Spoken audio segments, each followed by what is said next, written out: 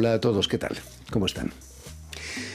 Este fin de semana se celebran en toda Europa las llamadas Jornadas del Patrimonio, en las que se abren al público monumentos históricos habitualmente inaccesibles.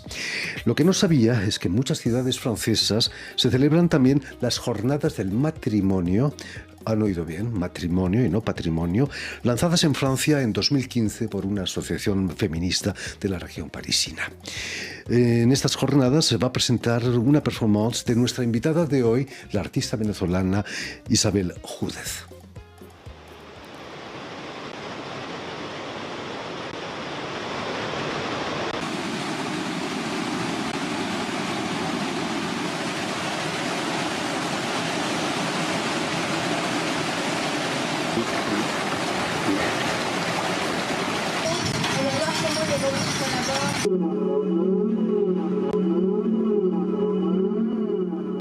Muy buenas tardes, Isabel.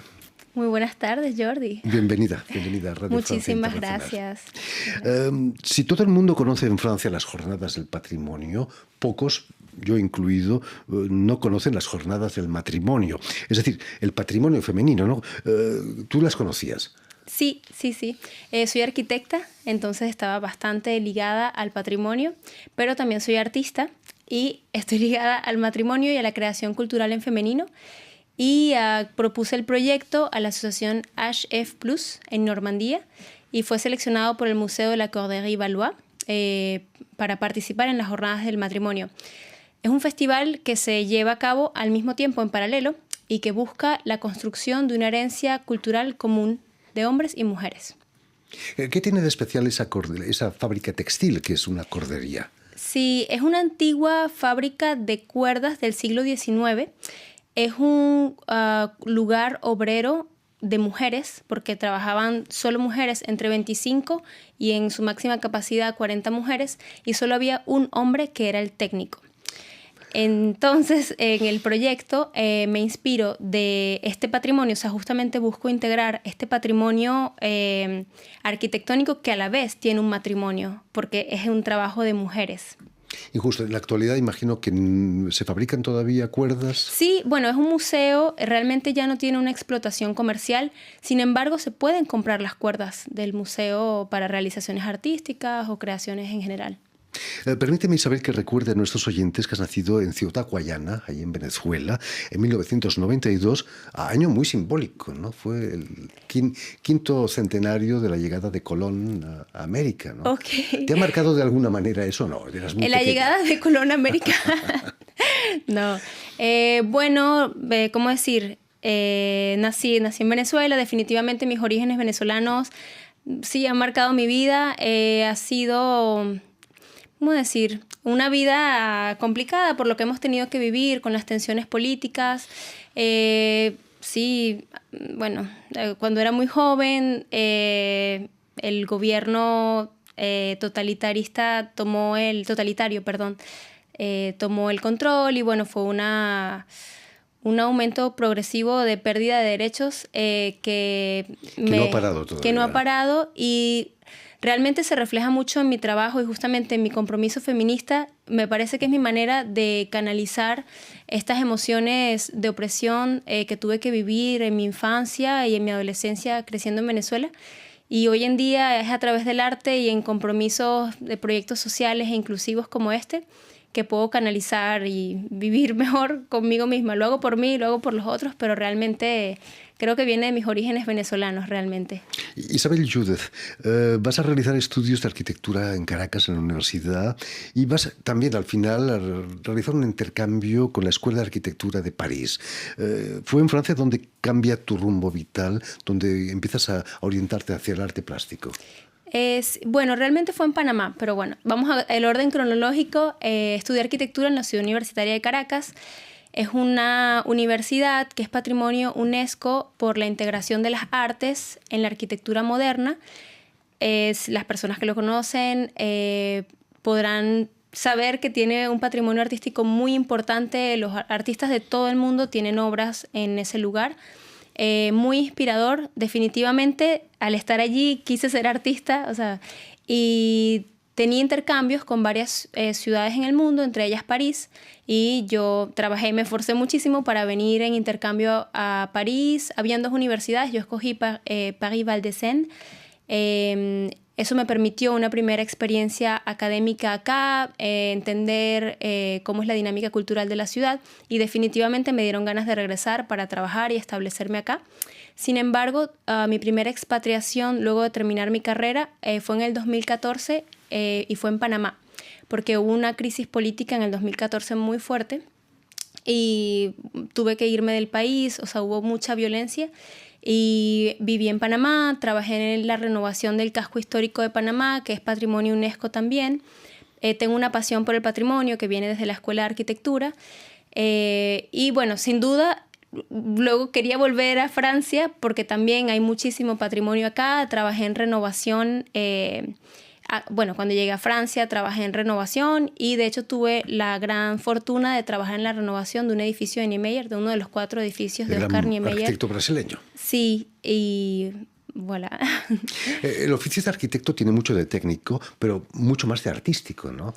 Yo diría, vamos a decir, que voy a tener que revelar la razón por la que decidí ser artista y poner una pausa en la arquitectura, que tengo una pasión muy grande por la arquitectura y el compromiso de crear espacios para una sociedad.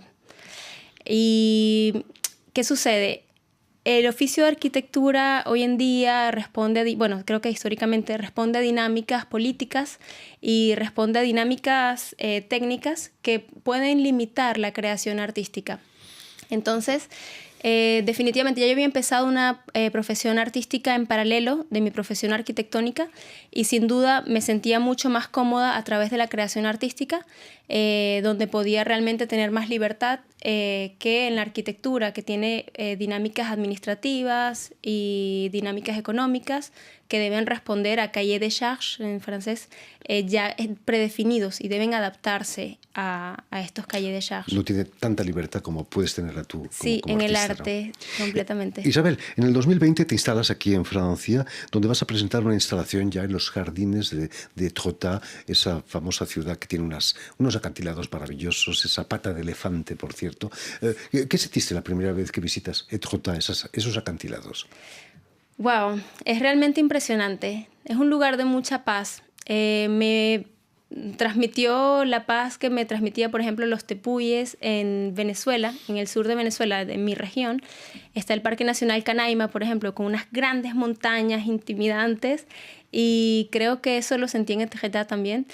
Hay que hacer la gran caminata entera, no solo quedarse en el arco y la pata de elefante, hay que realmente pasar por esos arcos y atravesarlo, porque se descubren unos paisajes de la luna, no sé, de otro planeta. Además uno se da cuenta de la fragilidad, ¿no?, de la naturaleza. Sí. Se desmoronan esos acantilados. Es una piedra muy particular, una piedra Calcárea, sedimentaria sí. muy particular, porque está hecha, es tiza, es crée, y fue conformada por excrementos de animales, de crustáceos, y por eso son tan particulares, no se ven en muchos lugares, una zona geológica muy especial.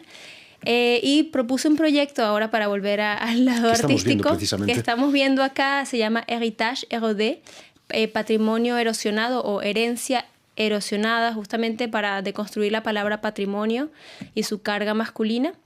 Y bueno, realmente yo llegué a Normandía, por así decirlo, cuando empecé a trabajar en el proyecto de Niemeyer. Estuve haciendo una investigación histórica de los proyectos de Niemeyer en Francia, y en Le Havre hay un edificio de Niemeyer que se llama El Volcán, que es una scène nacional. Un teatro nacional. Y también ese edificio de Niemeyer coexiste con la arquitectura de Perret, que también es arquitectura moderna y que es patrimonio UNESCO, es el Quartier UNESCO de Le Havre. Y realmente, bueno, ya empecé a interesarme por la historia de Normandía y esta mineralidad en el paisaje urbano y natural. Luego vi el llamado candidatura de Le Jardin d'Etretat, que es un jardín que tiene mucha arquitectura, Es un jardín, bueno, tiene varias zonas, cada una integra obras de arte, y en esta parte del jardín no tenían ninguna integración artística y lanzaron una primera residencia Y yo propuse contrastar el patrimonio arquitectónico de Le Havre con, ¿cómo decir?, una mineralidad de betón con el patrimonio natural de los acantilados y justamente, ¿cómo decir?, sondar esta relación de el consumo de la materia mineral o el extractivismo que puede existir para construir nuestros entornos urbanos. Interesó mucho, he visto varios reportajes de la televisión francesa que he hecho sobre esa obra. No lejos de allí, Isabel, se encuentra la localidad de Bayeux, donde podemos ver la famosa tapicería o tapiz de Bayeux, bordado en el siglo XI, nada más y nada menos, del que se dice que fue el primer cómic de la historia, ¿no? Sí. Imagino que has visitado más de una vez la tapicería. Sí, de Bayeux. fui, bueno, investigando sobre los tapices de Europa. Yo me inspiro mucho en la historia, o sea, me gusta volver al pasado para encontrar claves para crear un futuro o un presente más inclusivo, revisar la memoria, entender cómo llegamos acá para poder crear una nueva memoria más inclusiva. Y bueno, ya había tenido una práctica artística textil que inicié en Panamá con mi colectivo Not Common Girls y, ¿cómo decir?, me gustaba, hacía mi investigación sobre los textiles que representaban la memoria de los territorios. Y justamente, investigando la historia de Normandía, di con el tapiz de Bayeux. Sí es cierto que, bueno, su importancia artística mucho la dan como que fue el primer cómic de la historia, pero realmente a mí me interesaba porque era un textil que mostraba la dominación de un territorio a través de la violencia, a través de un acto de violencia. Quizás es por el momento que estamos atravesando en el mundo con varias guerras al mismo tiempo, que me sentí motivada a crear un proyecto de performance textil que incentivara la interconectividad y la inclusividad y el feminismo, justamente contestando a esta violencia que se representó hace 1000 años para construir y consolidar un territorio, la memoria de un territorio. Precisamente la performance que vas a realizar este sábado por la tarde, por cierto, se llama Pli Commun, pliegue común, que la escribes con commun.e, que en francés puede ser masculino y femenino, ¿no? Sí. Es un manifiesto de inclusión. Sí, tu performance. Realmente el título está inspirado en un texto de Annie Albers que se llama The Pliable Plane. Annie Albers fue una gran artista textil de la Bauhaus. Es una mujer que estuvo en un entorno arquitectónico, pero realmente hizo un gran aporte a la cultura desde el arte textil. Ella y Joseph Albers, su esposo, construyeron arquitecturas, digamos, a partir de esta exploración geométrica en el arte textil. Y en su texto de Pliable Plane, ella habla de la fuerza que puede tener el textil, como la arquitectura, para crear una memoria de los territorios o la memoria de las ciudades. Y se me ocurrió llamarlo Pli Commun porque además, bueno, desde el colectivo que se llamaba Not Common Girls, realmente tengo un interés por,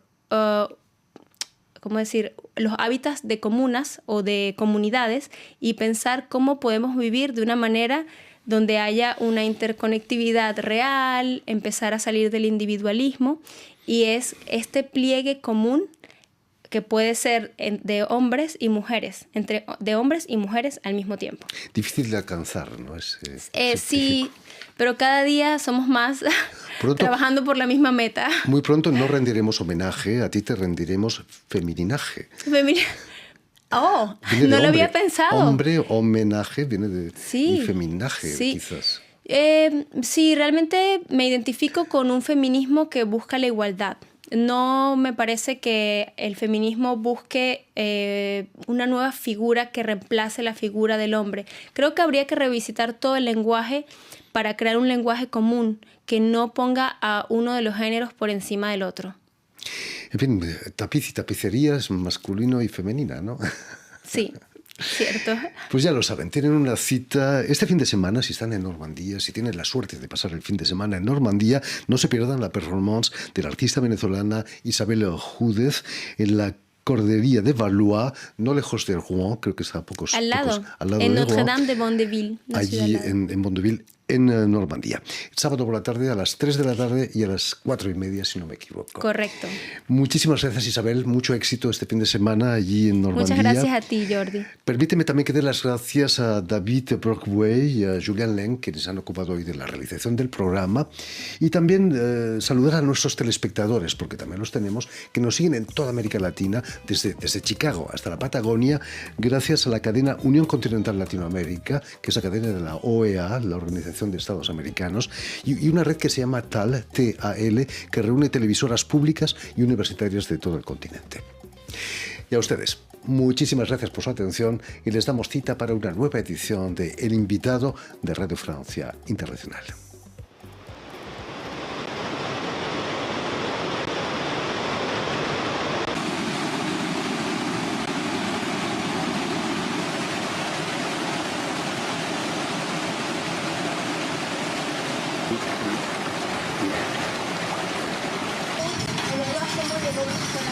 Thank you.